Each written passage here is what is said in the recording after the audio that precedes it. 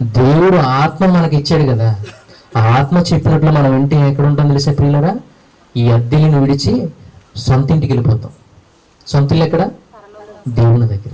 భూమి మీదకి వచ్చిన తర్వాత కదా తల్లిదండ్రులు ఉన్నారని తెలిసింది. ఈ భూమి మీదకి వచ్చిన తర్వాత కదా మనకు పిల్లలు పుడితే వాళ్ళ పిల్లలని తెలిసింది. అవునా?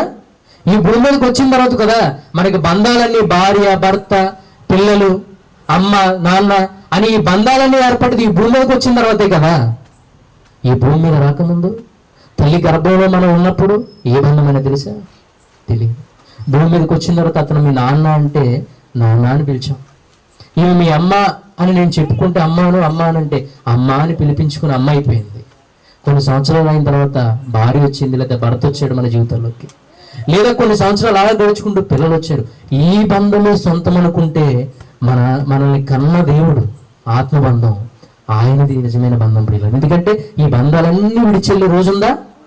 నీ జీవితంలో, నా జీవితంలో ఒక రోజు అటు అవ్వచ్చు, ఒక రోజు ఇటు అవ్వచ్చు. కానీ ఏదో ఒక రోజు ఈ బంధాలన్నీ విడిచి ఆ బంధాన్ని కలుసుకోవడానికి వెళ్ళాలి. ఆ బంధాన్ని కలుసుకోవాలంటే ఆత్మానుసారంగా జీవించాలి.